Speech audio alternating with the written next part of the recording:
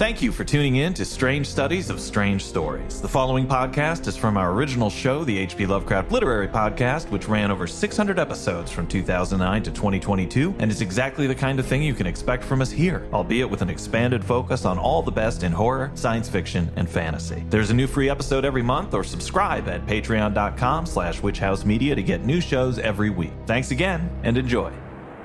Okay, got some snacks, hot coffee. Oh, did you bring a sweater? Yes, here you go. Oh, thank you. Whew, it's so cold up here in this lighthouse. So lonely. Are you sure you don't want a pair of pants, too? So, what are we reading this week? Yeah. Okay, I brought us a story to keep us company. This is The Foghorn by Ray Bradbury. Oh, excellent. It was recommended by listener Andrew Murphy, and we've got Andrew Lehman as a reader. Oh, I can't wait. Let me just take off this motorcycle helmet I've been wearing throughout this exchange. I don't even know where I found this. Okay. Ready to listen? Let's give this story a spin. hppodcraft.com.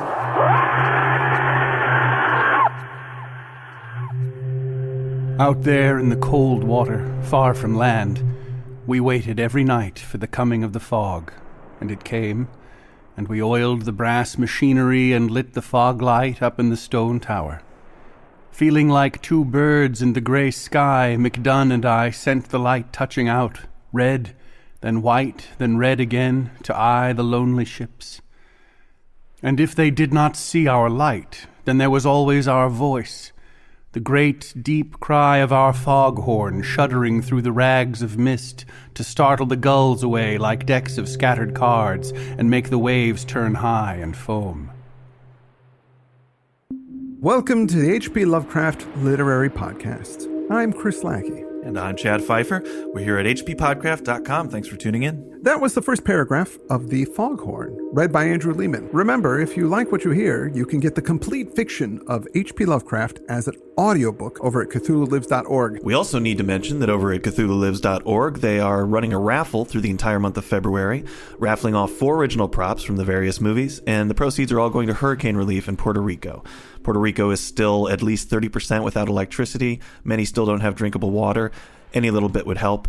The first raffle ends this week when someone's going to win the original telephones from the testimony of Randolph Carter. Next, they're raffling off a nickel-plated LaGrasse idol from the Call of Cthulhu, then 2 props from the Whisper and Darkness. There'll also be runners-up who will be getting movies. So go check it out. Raffle tickets are just $2 each. You can buy as many as you want. It's a great cause. It's a great chance to win some cool stuff. So check it out at CthulhuLives.org. The Foghorn was written in 1951. This was the first story in Bradbury's third collection, The Golden Apples of the Sun. Bradbury's first collection was Dark Carnival. This is important because it was published by Arkham House in 1947. Yes, of course. Which gives us a tenuous Lovecraft connection. And of course, that book, Dark Carnival, was published under the editorial direction of August Derleth. Oh. Just 2 years after his own masterpiece, The Lurker at the Threshold, was published.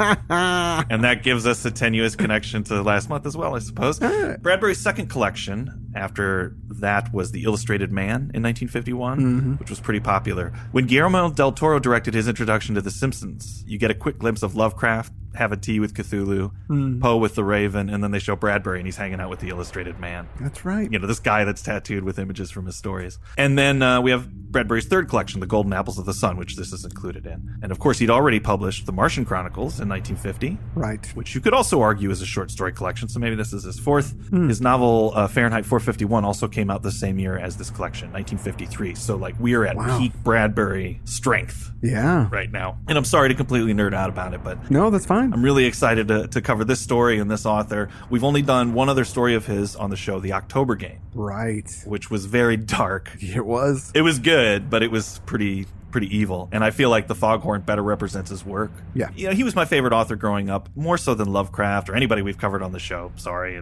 He was my guy. I would snap up all of his books that I could from the secondhand paperback store. And I think what I responded to was his combination of high concept ideas with basic human struggle.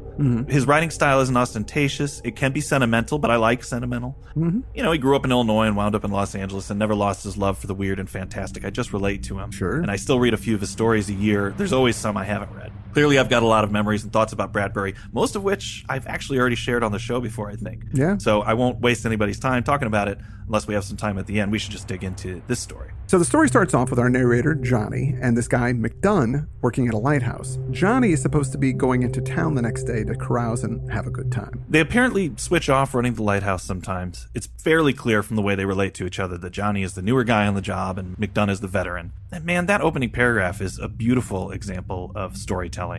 Getting into a short story, it sets everything up in 3 mere sentences. The first puts you in the tower, in a cold fog far from land. The second sentence tells you that there are 2 men up there doing a job, communicating with these lonely ships. That's the nature of the job, communication. And the third introduces that foghorn, suggests it has some sort of power over the sea, some sort of indeterminate relationship with the natural world out there. It's really economic. It's a powerful use of language. It stands in such stark contrast to August Derleth. You know, it was odd to read this coming out of that nonsense. It's like, wow. This is what it's supposed to be. So Johnny and McDunn seem to get along very well, which I guess is why McDunn is going to let him in on something. McDunn tells him a few years back that late one night something odd happened. The tower's foghorn blows and the lights blink back and forth between red and white. In the lights, however, McDunn could see that thousands or even millions of fish came up to the surface and just stared at the lights for a while. And then they just all swam away. And he remarks how godlike the tower must seem to fish. Its great height, its booming foghorn, its strange flashing lights. It's a truly weird experience. Yeah. They're there and then gone again. And I think this little story serves a couple of purposes. From a structural standpoint, it's kind of a primer for the listener. You know, I'll tell you a small, strange story and see how that goes. Yeah. Oh, you went along with me on that one. Great. Here's something really scary. Yeah. And then more importantly, it further pushes this idea that the lighthouse has an effect outside of its intended purpose. It's obviously there to guide ships into the land, but things in the natural world see this lighthouse and they don't have that information. So they just come up with their own interpretation of what they think it is, just as humans interpret things in the world beyond their understanding. So McDunn goes on to say that the ocean is unchanging. It's humanity that is not only changing, but humanity is also changing the world. And he tells Johnny that he has something he wants to show him. So they go up to the top of the tower. And then he shuts off the room lights in the tower, but the big light's still on. And the foghorn goes off every 15 seconds, which, God, that's got to be tedious. Especially these days, now that all the lighthouses have started using ringtones. I just read that over the entire eastern seaboard, all you can hear is the chorus of Call Me Maybe on a loop all day, all night. It's driving folks crazy. I prefer the old foghorns like in this story. So remarking on the horn, McDunn says, "Sounds like an animal, don't it? A big, lonely animal crying in the night. Sitting here on the edge of 10 million years of calling out to the deeps, I'm here, I'm here, I'm here. And the deeps do answer. Yes, they do. You've been here now for 3 months, Johnny, so I better prepare you. About this time of year, something comes to visit the lighthouse." So McDunn says that he doesn't want to seem like an old kook, since he's the only one that's ever seen it. But this thing comes to the lighthouse once a year, right at this time of year. It should be tonight, if it comes on schedule. And nobody's ever been with him there before to verify it. He also says, if you see this thing tonight and decide you want to quit lighthousing altogether, move as far inland as possible, and keep your lights on all night, I'll understand. So there's that warning, that touch of Lovecraftian horror. This thing you're about to see may drive you into the peace and safety of a new dark age. In that sense, it matches the kind of stories we read here. They wait in the dark for about a half an hour before McDunn pops up with his theory about the foghorn. "One day, many years ago, a man walked along and stood in the sound of the ocean on a cold, sunless shore and said, 'We need a voice to call across the water to warn ships. I'll make one. I'll make a voice that is like an empty bed beside you all night long, and like an empty house when you open the door, and like the trees in autumn with no leaves. A sound like the birds flying south crying, and a sound like November wind and the sea on the hard, cold shore. I'll make a sound that's so alone that no one can miss it, that whoever hears it will weep in their souls, and to all who hear it in the distant towns, I'll make me a sound and an apparatus, and they'll call it a foghorn. And whoever hears it will know the sadness of eternity and the briefness of life.'" Wow, you've really inhabited the character of McDunn. I feel like he's me, deep down. I love that line there, a voice that's like an empty bed beside you all night long. This is what I was talking about when I said Bradbury mixes the high concept with basic human struggle. Yeah. The worshipping fish story gave us the high concept, that the creatures of the deep are responding to technology in unintended primal ways. And then McDunn goes on to articulate this very relatable human struggle of just loneliness, of wishing you had a companion. So it matches the two up pretty well. Gets us right in the position we need to be in for the real meat of this story. And McDunn finishes up with, I made up that story to try and explain why this thing keeps coming back to the lighthouse every year. The foghorn calls, I think. It comes. And just then, McDunn sees something and he points at it. It was a cold night, as I said. The high tower was cold, the light coming and going, and the foghorn calling and calling through the raveling mist. You couldn't see far, and you couldn't see plain, but there was the deep sea moving on its way about the night earth, flat and quiet, to color of gray mud. And here were the two of us alone in the high tower, and there, far out at first, was a ripple, followed by a wave, a rising, a bubble, a bit of froth. And then from the surface of the cold sea came a head, a large head, dark-colored with immense eyes, and then a neck, and then, not a body, but more neck and more. The head rose a full 40 feet above the water on a slender and beautiful neck. Only then did the body, like a little island of black coral and shells and crayfish, drip up from the subterranean. There was a flicker of tail. In all, from head to tip of tail, I estimated the monster at 90 or 100 feet.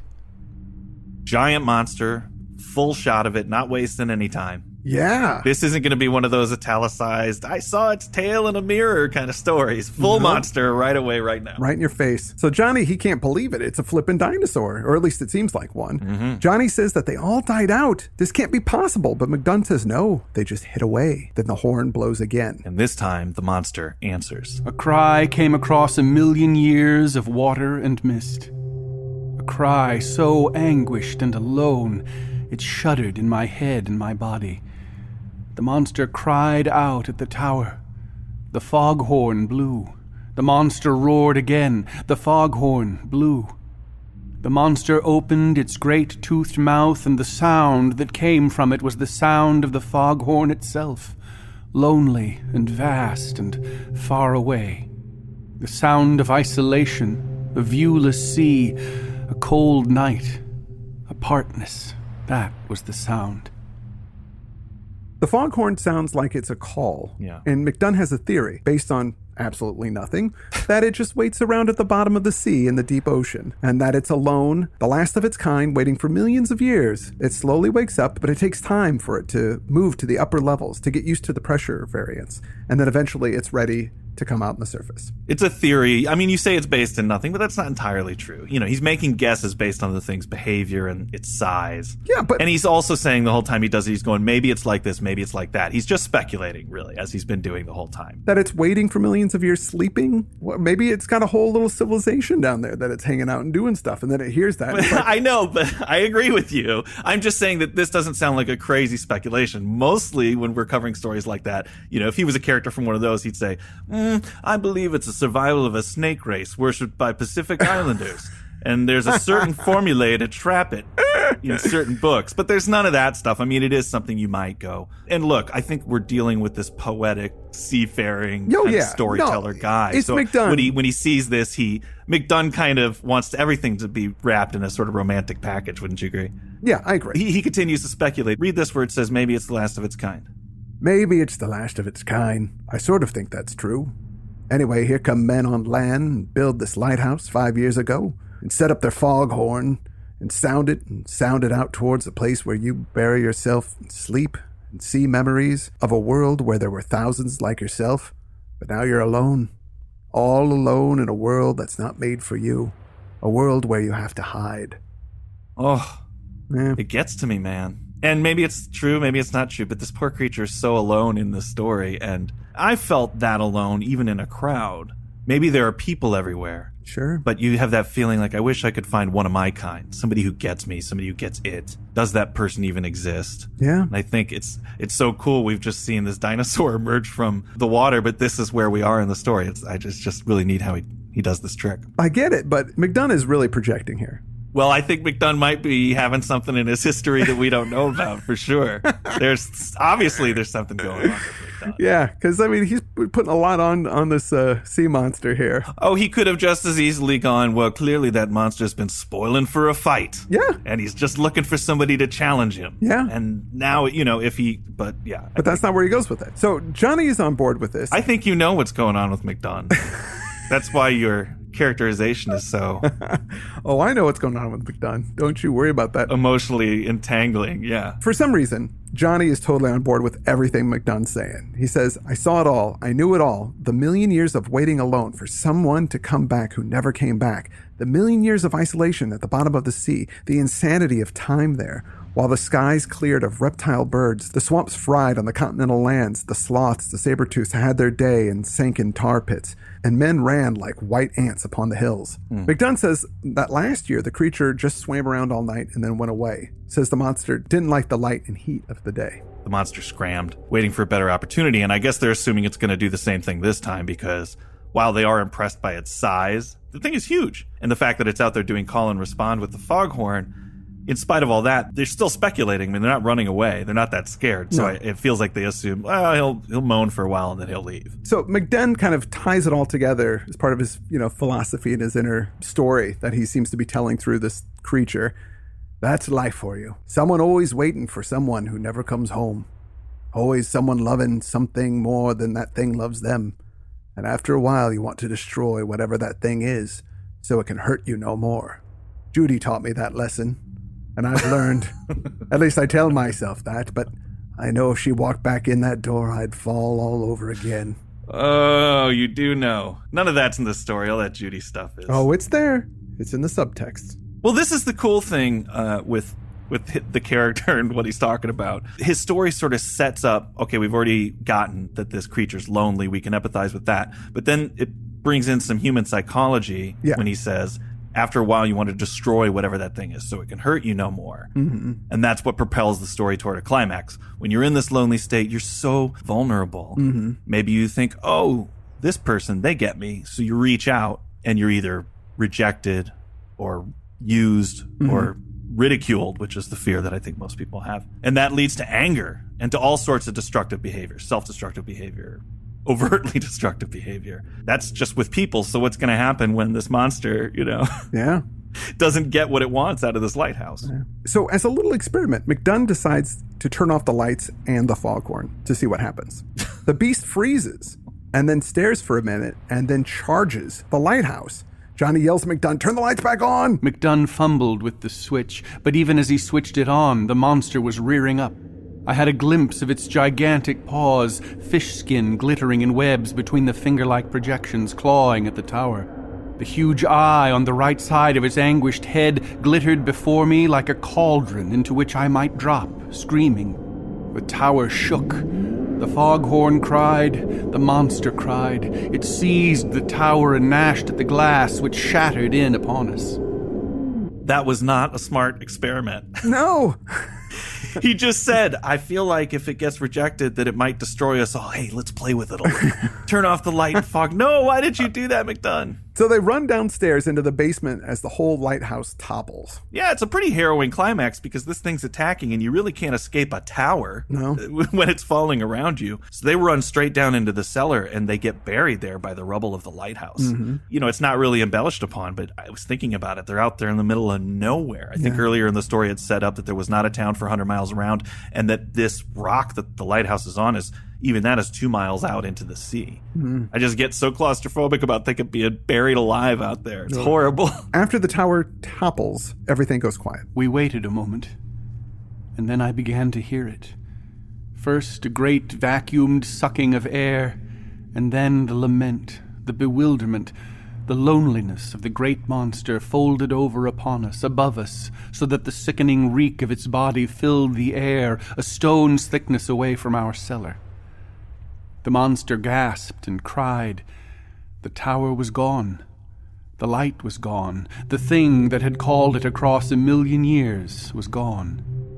And the monster was opening its mouth and sending out great sounds, the sounds of a foghorn, again and again. and ships far at sea, not finding the light, not seeing anything, but passing and hearing late that night, must have thought, there it is, the lonely sound, the lonesome bay horn. All's well.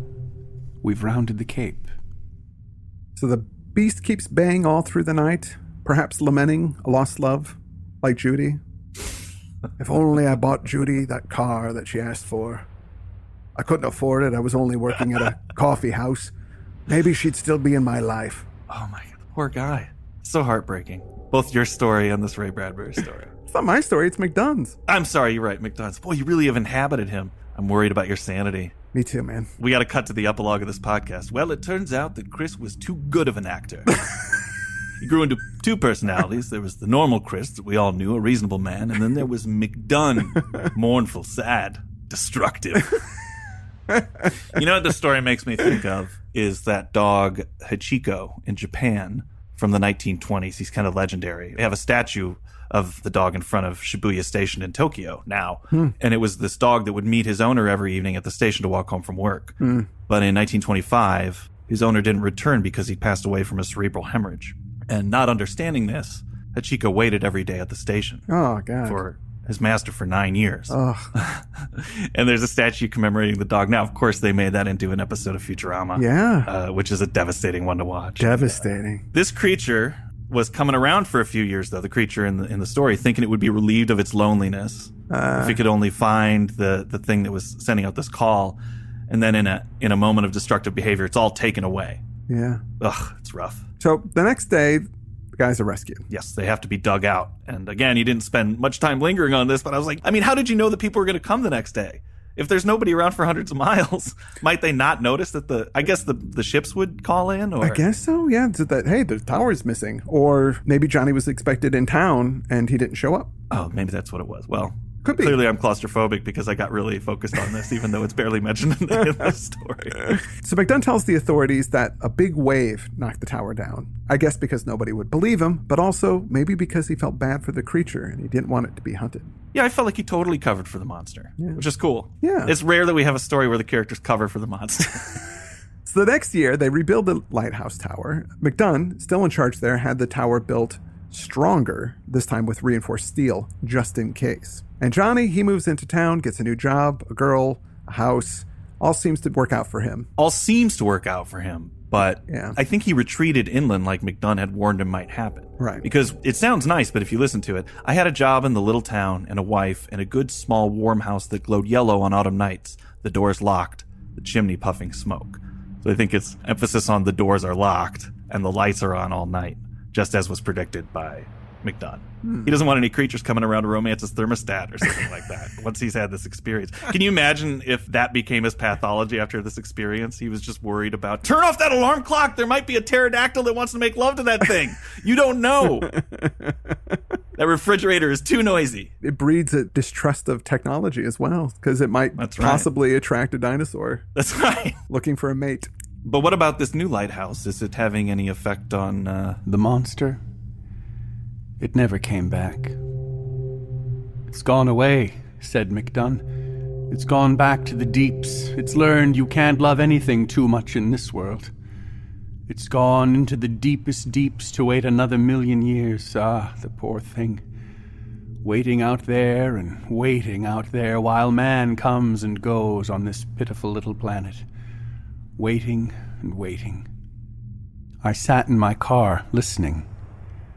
I couldn't see the lighthouse or the light standing out in Lonesome Bay. I could only hear the horn. The horn, the horn. It sounded like the monster calling. I sat there wishing there was something I could say. And that's the end of the story. Yeah. You kind of shed an interesting light on this for me as we were going through it. Or perspective I didn't think about, which is that I was saying that the fish see the lighthouse, they make something up about it that makes sense to them. Right. And the same with this monster. But really, it's kind of McDunn who's doing that. He sees this monster just come in and wreck a lighthouse. Who knows why he did it, you know? Or who knows why he's showing up. Yeah. And he goes, oh, You can't love anything too much. Yeah, he's still hung up on Judy, and everything gets put through that filter. Yeah, but for real, I mean, you can look at this as a perfect example of a human personifying nature, finding things. Yeah. Because it could have just been like, I'm so annoyed by that sound. Finally, it's done. Great. I can go back down to being a monster in the icy depths like I really like. Yeah. What do you make of that ending line? I sat there wishing there was something I could say. Because I'm totally on Team Judy here with this thing. Yeah. I think what it's about is him wanting to say something to McDunn, something to make him feel better about his life. Oh, that's good. Yeah, sure. He wants to reassure him. I love that it resists the urge from this era for a pat sci-fi summation of things. Yeah. As man continues to do science, he must watch and fear the unseen things in the world. Yeah. None of that Yeah. at all. And I thought when he describes the foghorn earlier in the story, when McDunn does, he says, whoever hears it will know the sadness and eternity and the briefness of life. And I feel like reading the story is a lot like hearing the foghorn. When you get done with it, you kind of come off with that feeling of sadness. Oh, yeah. And the futility of our desire to have somebody know us. And Bradbury is kind of letting you know in that sentence, I wish I could cheer you up after all that, but it is what it is. Yep. I can't, there's nothing I can say to you that's going to make you feel better about that. So it also, it's also Bradbury doing the same thing with us as the reader. Yeah. So I think it's such a great ending line. Yeah. You wanted to discuss some background on the story. Oh, yeah, sure. The original title for the story was The Beast from 20,000 Fathoms, published in the Saturday Evening Post. Some film producers were working on a movie with a similar idea, so they decided to build on Bradbury's popularity and bought the rights to the story. The monster from the movie was based on the drawing that was in that issue of the Saturday Evening Post. Is there a link to that we could share? There's a link to that. I'll share it to you. It's pretty cool. It looks just exactly like the monster from The Beast from 20,000 Fathoms, which was a Ray Harryhausen film. Right. That was the movie that it ended up being, and the producers had changed it to The Beast from 20,000 Fathoms because they wanted to capitalize on the connection to Bradbury, since that was the name of the story in the Saturday Evening Post. But then Bradbury changed the name of the story to The Foghorn, which is how we're reading it now. And I don't think he did that because he didn't like the movie. It's just that the movie is very different from this story. But Bradbury maintained a lifelong friendship with Ray Harryhausen. That movie is one of Harryhausen's masterpieces. Yeah. If you haven't seen it, it came out in 1953. It's really fun to watch. I actually just watched it again the other night, and I think I'd seen it on cable when I was a kid. It's always interesting because you think you've seen a movie, right? But I'd only really watched the last 10 minutes of it when the dinosaur destroys the city. Right. But basically it uses the story more as a jumping off point. Even in the credits, it says suggested by the story, by Ray Bradbury. Yeah. And the plot of the movie may sound very familiar to you. The military is testing out some atomic bombs in the Arctic Circle. That causes a giant dinosaur monster to become unfrozen from a glacier. That old chestnut. Yep. The monster swims toward New York, wreaks havoc on the city. Now, on its way, it stops off at a lighthouse. So you can see what it looks like when the monster gives that lighthouse what for. You got the guys running down the stairs and everything. It is just like that image from the magazine. Yeah. By the way, there's also some great stock footage in that movie of an octopus fighting a shark. What? Yeah, it's cool. It actually is pretty cool. I think that's originally what the movie was going to be about, some giant octopus, so they still had it. There's a guy goes down in a diving bell to see the actual creature in the movie, and then he goes, oh, look over there, and then you watch an octopus and a shark fight for a while, which I am not complaining about. I wish there was... That's a good movie to me. Oh, golly. But the movie is significant because of Harryhausen stop motion work, obviously. Yeah. Which is so great, and the creature's got a lot of personality. There's this part in the movie I love where he's in the street and the military guys are shooting at him, and you just see him kind of go, screw this, and he breaks through the middle of a building and moves over a block. But there's so much just exasperation in it. I love it. Yeah. The movie was very successful, and it launched that whole atomic age of giant monsters wrecking stuff from the 50s. And most significantly, it inspired Toho to make Godzilla about 16 months later. Oh, right. Of course. So thank you, Ray Bradbury. Without this story, no Godzilla. Oh, wow. Can you imagine a world without Godzilla? I'm incapable of doing so. Without the foghorn. So Bradbury said he got the idea for the story by seeing a demolished roller coaster on the beach. Yeah, which is kind of, and I don't know if they did that on purpose, but at the end of the movie, when they confront the beast, it's in a roller coaster structure, wrapped around it. Oh, all right. Which is cool. But Bradbury was, there was an old abandoned amusement park that he saw, and he was walking with his wife. This is Bradbury recounting it. I was walking with Maggie one night on the beach as the fog rolled in, and looked out and saw the old roller coaster lying over on its side with its bones in the sand and the water, and the wind blowing over its skeleton. I looked at it and said to Maggie, I wonder what that dinosaur is doing lying on the beach. And then later that night, he says he was awakened by the sound of a foghorn blaring, so there you go. Turned into the story. Bradbury said the success of the story got him the attention of John Huston, the OG Gandalf, to write the 1956 screenplay for Moby Dick. Which is a great movie. And I met Bradbury at a screening of it in Hollywood. So this story led to both Godzilla and me peeing my pants a little bit because I got to meet Ray Bradbury. Bradbury did a play version of this, which was part of his Pillar of Fire and other plays, and he did that in 1975. Mm-hmm. And last but not least, Leonard Nimoy said that the story inspired him when writing Star Trek The Voyage Home. How? I have no idea, but it was in his book, I Am Spock. You don't... I totally get that.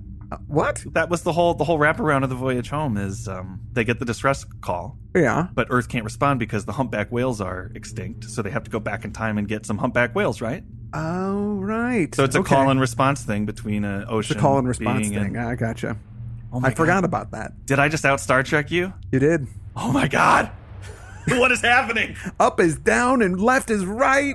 Me and Bizarro. I was just thinking of the whales. That's all that stuck in my head. And then, of course, Kirk and Spock saying that they love Italian food. Well, as Spock's headband, these are the things that come into mind when I think of that movie. Punk rocker getting Vulcan nerf pinched. Yeah, exactly. The great thing about that movie is it's really, it starts in a typical Star Trek way, but then it becomes an ensemble comedy.